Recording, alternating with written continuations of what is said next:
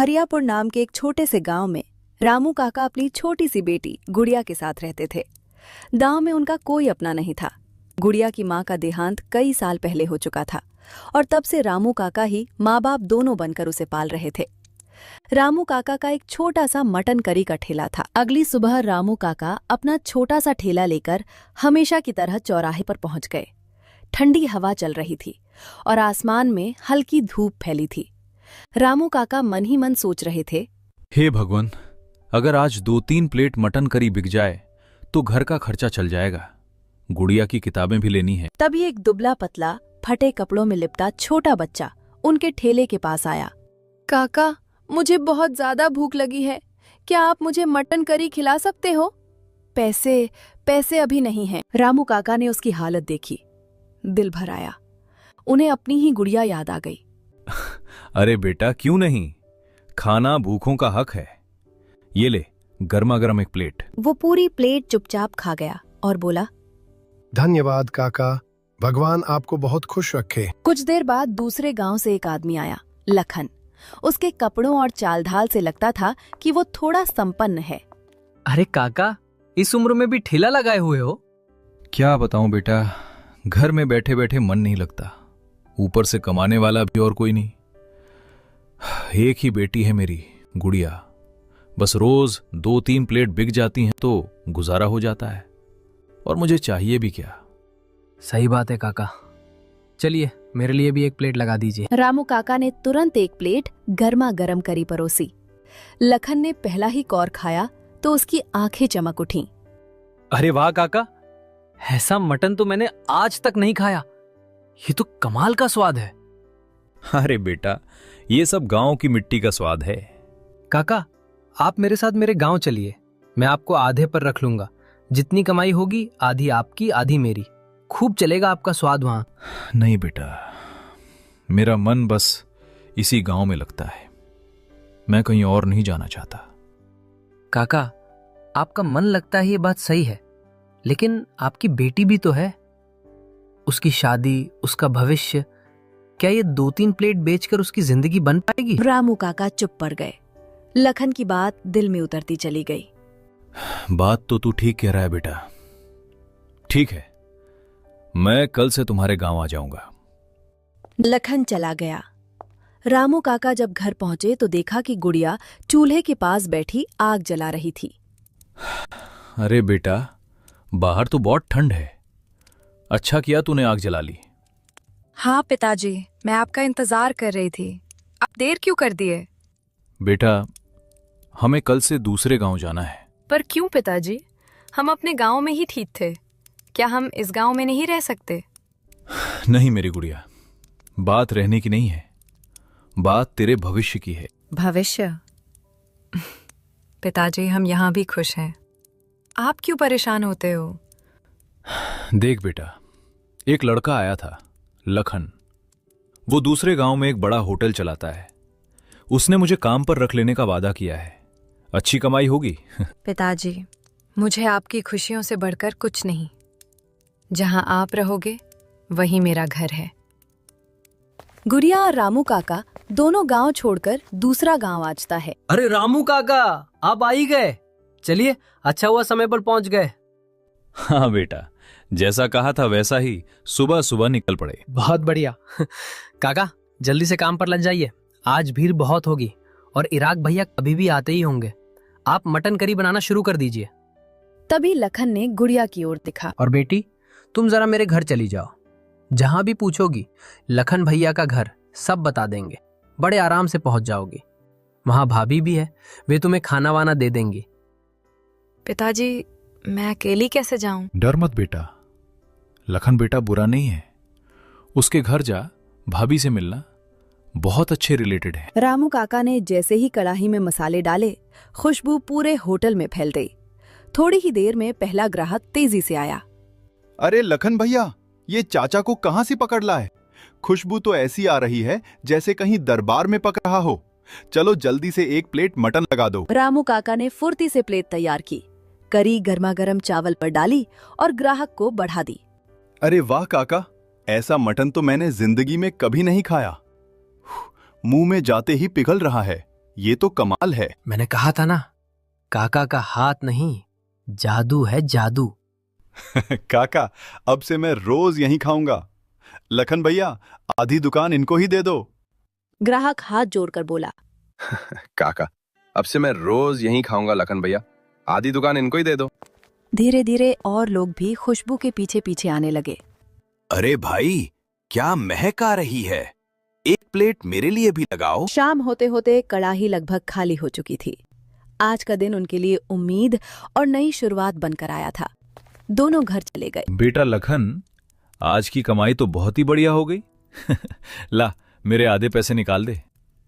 वही बात जो तूने कही थी, आधा आधा। ये सुनकर लखन का चेहरा एक पल के लिए उतर गया। मन में सोचने लगा, अरे काका का मटन तो सच में जादू है। अगर आज ही मैंने इन्हें आधे पैसे देने में टालमटोल की तो कहीं ये नाराज होकर वापस अपने गांव ना चले जाएं। काका, मैं तो बस निकाल ही रहा था। आपकी मेहनत है, आपका हाथ भी है। वो पैसे गिनने लगा, पर उसके हाथ में हल्की कंपकपी थी। भगवान तेरा भला करे बेटा। आज पहली बार ऐसा लग रहा है कि मेरी गुड़िया की जिंदगी संभल जाएगी। काका, कल हमें और भी जल्दी उठना होगा। सुबह सुबह ही मटन बनाना है। आज की तरह अगर भीड़ लगी तो पूरा गांव हमारे होटल की तरफ भागेगा। अगले दिन सुबह सुबह ठंड पहले से भी ज्यादा तेज थी। कड़ाही से उठती भाप और खुशबू पूरे होटल में फैलने लगी। लोग ठंड में कांपते हुए भी गर्मा गर्म मटन करी के लिए लाइन में लगने लगे। अरे भाई जल्दी देना, ठंड में बस काका की मटन करी ही जान बचा सकती है। आज तो और भी ज्यादा खुशबू आ रही है। तभी रोज आने वाला एक खास ग्राहक आया, राहुल। काका, मैं आज फिर आ गया। आपके हाथ की मटन करी के लिए तो मैं रोज यहाँ तक पैदल आता हूँ। ऐसा स्वाद तो पूरी दुनिया में नहीं मिलेगा। अरे बेटा, तू रोज इतना दूर से आता है, मुझे तो शर्म आ जाती है। भगवान तेरा भला करे। काका, आपका खाना मेरे लिए दवा जैसा है। ठंड में आपका गरम मटन, वाह। लखन भैया, आपने बड़ा अच्छा फैसला किया इन्हें लाके। ये सुनकर लखन के चेहरे पर हल्की तकरार की झलक आ गई। अंदर ही अंदर वो बुरी तरह जल उठा। हर कोई बस काका काका करता है। अरे दुकान किसकी है, नाम किसका है, मुनाफा किसका होना चाहिए। अब तो मैंने मटन करी बनाना सीख भी लिया है, फिर इस बूढ़े को रखने की क्या जरूरत।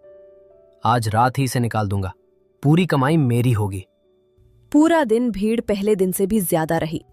हर प्लेट की तारीफ सिर्फ एक ही नाम से शुरू और खत्म हो रही थी। दुकान बंद करके दोनों अपने अपने घर जाने लगते। काका, मेरे आधे पैसे निकाल दो। आज अच्छी कमाई हुई है। हाँ बेटा, क्यों नहीं। ये ले तेरे आधे पैसे। ऊपर वाले की मेहर है, आज अच्छा दिन रहा। और सुनो काका, कल से आप दुकान पर मत आना। क्या बोला तूने बेटा, मैं दुकान पर ना हूं? अरे कुछ गलती हो गई क्या? नहीं काका, गलती वगलती कुछ नहीं। बस अब मैं आपसे मटन करी बनाना सीख गया हूं, तो भला मैं आपको आधे पैसे क्यों दूं? अब से दुकान में अकेला ही चलाऊंगा। लेकिन बेटा, तू मुझे मेरे गांव से यही कहकर लाया था कि आधे पैसे तेरे आधे मेरे, हम साथ मिलकर मेहनत करेंगे। हाँ काका, लाया था, लेकिन अब मेरा मन नहीं है। आप अपना गांव वापस चले जाइए, मुझे अब किसी की जरूरत नहीं। बस बहुत हो गया। आप दोनों कल से यहां मत दिखना। दुकान मेरी है, मेहनत मेरी है, और अब कमाई भी मेरी होगी। ठीक है बेटा, तेरे मन में अगर लालच आ गया है तो मैं क्या कर सकता हूं। लेकिन एक बात याद रखना, खाना बनाने का तरीका सिर्फ देखने से नहीं आता, उसका जादू हाथ में होता है, और वो जादू किसी लालची दिल में टिकता नहीं है। ताका अपने फटे बैग को कंधे पर टांगते हैं और धीरे धीरे अंधेरा होते रास्ते पर चल पड़ते हैं। अगले दिन सुबह लखन बड़े जोश में दुकान खोलता है। उसके चेहरे पर एक तिरछी मुस्कान होती है। आज देखना, लोग मेरी बनाई मटन करी के भी दीवाने हो जाएंगे। काका समझते क्या थे, अपने हाथ का जादू। कुछ देर में पहला ग्राहक आता है। अरे लखन भैया, एक दमदार मटन करी दे दो, ठंड में गर्मा गर्म मजा आ जाएगा। गिरा पहला निवाला मुंह में डालता है और उसका चेहरा तुरंत बिगड़ जाता है। अरे ये क्या है, ये मटन करी है या उबला हुआ पानी? स्वाद कहाँ है, मसाला कहाँ है, मटन कच्चा क्यों लग रहा है? लखन एक पल को हक्का बक्का रह जाता है। क्या बोल रहे हो भाई, जैसे रोज बनती थी वैसे ही बनाई है। नहीं बत करो, ये तो बिल्कुल खराब है। मैं तो खत्म भी नहीं कर पा रहा। इतने में सुनील तेजी से आता है, हाथ रगड़ता हुआ, ठंड से जूझते हुए। लखन भाई जल्दी से एक प्लेट मटन करी लगा दो, ठंड में कुछ गरम खा लूं। और काका कहाँ है? दिख नहीं रहे 2 दिन से। लखन बिना जवाब दिए प्लेट रख देता है। सुनील कौर लेता है और तुरंत थूकने जैसा मुंह बनाता है। अरे ये किसने बनाई है? ये तो बिल्कुल खराब है। मैंने तो काका के हाथ की करी खाई है, उसमें तो जान होती थी। लेकिन ये तो कुछ भी नहीं है। लखन की भौहें सिकुड़ जाती हैं।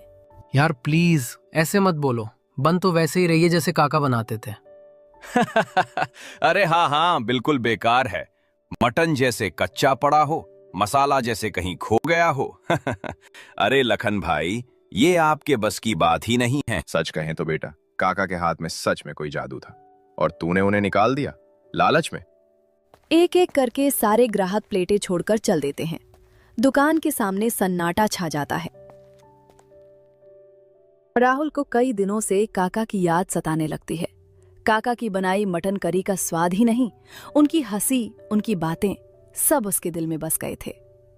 एक दिन वो ठंड में कांपते कांपते काका के गांव पहुंच जाता है। अरे काका, अब यहाँ क्या कर रहे हो? आपने दुकान क्यों छोड़ दी? अब तो आप हमारे गांव में दिखते भी नहीं। सब लोग आपको बहुत याद कर रहे हैं। क्या बताऊं बेटा राहुल, दिल टूट गया बस। लखन मुझे मेरे गांव से ये बोलकर लाया था कि आधी कमाई उसकी और आधी मेरी। सोचा था चलो मेहनत कर लूंगा, गुजारा हो जाएगा। पर जैसे ही कमाई बढ़ी, उसका मन बदल गया। काका, उसने बहुत गलत किया आपके साथ। लालची इंसान था वो, आपको इस्तेमाल किया और फिर निकाल दिया। लेकिन काका, एक बात जान लो, किसी के देखने से रेसिपी नहीं सीखी जा सकती। आपके हाथ में जो जादू है। बेटा अब कहां से शुरू करूं? न ठेला है, न बर्तन, न ही पैसे बचे हैं। थोड़े बहुत जो जमा थे, सोच रहा हूं बेटी की शादी कर दूं। मेरी उम्र भी ढल रही है बेटा, किस किस चीज के लिए भागूं? काका, आपने मुझे हमेशा बेटे की तरह प्यार दिया है। अब आपकी बारी है कि मुझे आपको संभालने दो। नहीं बेटा, मैं तेरे पैसों पर बोझ नहीं बनना चाहता। तू खुद मेहनत करता है, तेरे भी तो सपने होंगे। काका, आप बोझ नहीं, गौरव हो मेरे लिए। और रही सपनों की बात, मेरा एक ही सपना है, आपकी दुकान फिर से चले, आपकी मटन करी से गांव में खुशबू फैल जाए और आपकी बेटी की शादी धूमधाम से हो जाए। तू सच कह रहा है बेटा? क्या तू मेरे साथ ठेला चलाएगा? हाँ काका, आप बनाना, मैं बेचना। आपका सम्मान हमेशा सबसे ऊपर रहेगा और कसम से मैं आपको कभी अलग नहीं करूंगा। हम दोनों एक टीम रहेंगे। राहुल के साथ काका का ठेला दोबारा लग चुका था। सुबह सुबह गांव की गलियों में मसालों और देसी घी की खुशबू फैलने लगी थी। कुछ ही दिनों में ठेले पर भीड़ उमड़ने लगी। पहला ग्राहक गरम गरम भाप उठती कढ़ाई देखता ही बोल उठता, अरे काका, आप वापस आ गए। हम तो समझ बैठे थे कि अब कभी आपका मटन खाने को नहीं मिलेगा। कहाँ जाऊंगा मेरे भाइयों, बस जिंदगी ने थोड़ी परीक्षाएं ली थीं। अब आया हूं तो रोज ताजी गरम गरम मटन करी खिलाऊंगा। आप जैसे लोगों की दुआएं जो साथ हैं। ग्राहक पहला निवाला खाते ही तालियां बजा देता है। अरे वाह काका, ये तो वही पुराना जादुई स्वाद। कदम जबरदस्त। आपके हाथ का मटन तो दिल में उतर जाता है। कई महीनों से दुकान बहुत अच्छा चल रहा था। राहुल भी काका की तरह प्यार और सफाई से मटन करी बनाना सीख चुका था। काका बिस्तर पर लेटे थे। राहुल घबराकर उनके पास बैठ गया। काका, क्या हुआ? आप ऐसे क्यों लेटे हो? डॉक्टर को बुलाऊं? नहीं बेटा, मुझे लगता है मेरी उम्र का वक्त पूरा हो रहा है। बस कुछ बात मैं तुझसे कहना चाहता हूं। काका, ऐसी बात मत कहिए, आप ठीक हो जाओगे। बताइए क्या कहना है? आपकी हर बात मेरे लिए हुक्म है। राहुल, तेरे ऊपर एक जिम्मेदारी छोड़कर जा रहा हूं। मेरी गुड़िया, मेरी बेटी, इस दुनिया में उसका कोई नहीं बचा मेरे बाद। पिताजी, आप हमें छोड़कर मत जाइए, हम अकेले कैसे रहेंगे? बेटी, हर इंसान को एक दिन जाना होता है। मेरी चिंता सिर्फ तेरी जिंदगी की है। राहुल जैसा लड़का मैंने बहुत कम देखा है, सीधा, मेहनती और दिल का साफ। राहुल बेटा, अगर तुझे मंजूर हो तो तू मेरी बेटी का साथ निभाना। मुझे सुकून मिलेगा कि वो अच्छे हाथों में है। काका, ये तो मेरे लिए सम्मान की बात होगी। मैं वादा करता हूं, मैं गुड़िया का हमेशा ख्याल रखूंगा। उसे कभी अकेला महसूस नहीं होने दूंगा। मैं उसकी जिंदगी भर इज्जत और खुशी दूंगा। कुछ देर बाद काका आंखें बंद करते हैं, शांत भाव से, बिना किसी दर्द के अपनों के बीच अंतिम सांस लेते हैं। कुछ समय बाद राहुल और गुड़िया की सादगी भरी शादी होती है। शादी के बाद दोनों मिलकर फिर से काका